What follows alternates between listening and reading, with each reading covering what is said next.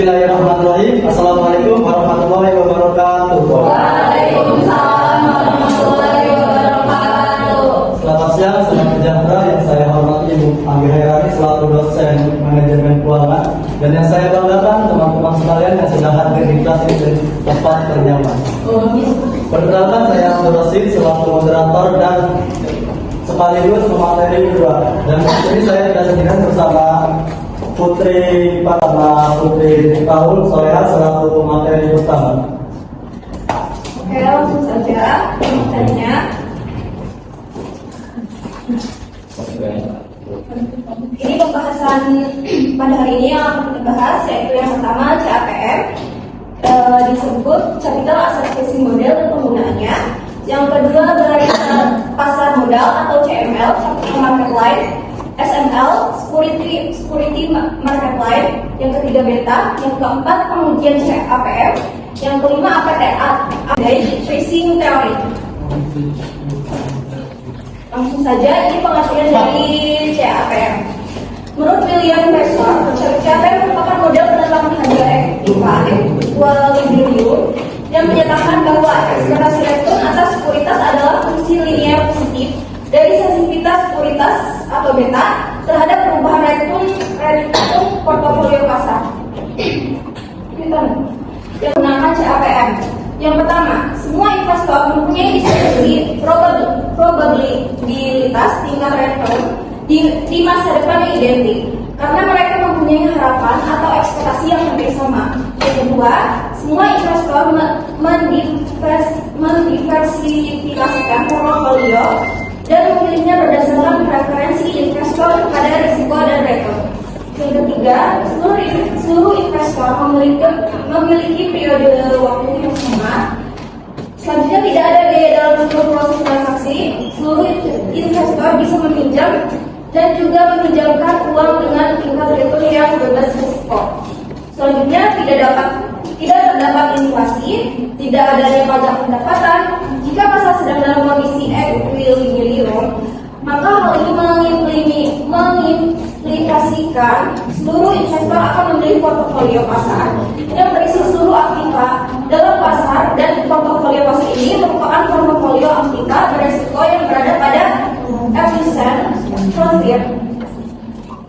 Ada banyak investor dan tak ada satupun yang bisa mempengaruhi harga sebuah sekuritas. Ini ada formulasi CAPM. Perhitungan CAPM memiliki 3 variabel yang saling berkaitan, yaitu risiko sistematis atau beta, risk market atau RF, dan bebas risiko RF risk. Rumusnya yaitu RI sama dengan risk free plus beta RM dikurang RF. Ini ada keterangnya. Contoh soalnya, sebagai contoh soal kasus, asumsi bahwa Invesnesia melakukan analisis terhadap tingkat revenue sebuah saham atau sekuritas. Invesnesia menemukan bahwa risiko sistematis atau beta saham adalah 1,5. Sementara itu risk free rate-nya adalah sebesar 4% dengan tingkat expected return pasal 15%. Rumusnya kita masukin. Jadi risk free-nya itu 4%. Jadi 4% sama dengan 0,14 plus beta sahamnya itu 1,5 dikali return marketnya itu 15% atau 0,15 dikurang risk free rate-nya itu 0,4 atau 4%. Portofolio D terdiri dari 0,5, portofolio A terdiri dari 0,5, portofolio B maka diperoleh. Untuk rumusnya sendiri, untuk huruf, RD untuk huruf sama dengan BA, bukan huruf RA untuk huruf ditambah BSE atau sama dengan MS. Nah, di sini hasil keseluruhan ini adalah 0,125 ditambah 0,085 sama dengan 0,21.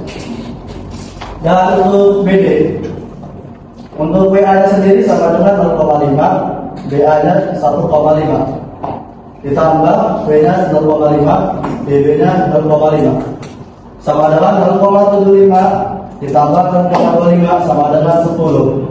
0,75 Untuk 0,75 hasil dari 0,5 dikali 1,5. 0,5 hasilnya dari 0,5 dikali 0,5 sama dengan hasilnya seperti. Oke, di sini ada asumsi dan manfaat Albrecht prinsip atau sama dengan APT. Ada 3 asumsi yang mendasari model Albrecht APT ada. Yang pertama, pasar modal dalam kondisi pasar persaingan sempurna. Yang kedua, pasar investor selalu meminta kekayaan dan lebih dari kurang dalam kepastian. Yang ketiga, hasil dari proses stokastis artinya bahwa pendapatan aset dapat dianggap sebagai modal faktor. Selanjutnya, capital market adalah garis yang menunjukkan semua kemungkinan kombinasi portofolio efisien yang terdiri dari aset berisiko dan aset bebas risiko. Capital market lain menggambarkan hubungan antara resiko ekspektasi dengan risiko total dari portofolio efisien pada masa yang seimbang. Risiko sekuritas individual akan selalu di bawah gambar karena sekuritas tunggal beresiko yang tidak dikombinasikan adalah portofolio yang tidak efisien. Dan menghubungkan tingkat retro yang diharapkan dari suatu sekuritas dengan resiko sistematis atau sama dengan beta. SNL digunakan untuk menilai sekuritas secara individual pada kondisi pasar yang seimbang. Bila dalam portofolio tambahan retro ekspektasi terjadi karena tambahan resiko dari portofolio yang bersangkutan, maka untuk sekuritas individual tambahan retro ekspektasi terjadi karena tambahan resiko sekuritas individual yang diukur dengan beta. Selanjutnya di sini ada intervalue dan overvalue keputusan sektor investor. Terakhir ada selisih tingkat rendah atau spread antar obligasi peringatan tingkat tinggi dan rendah.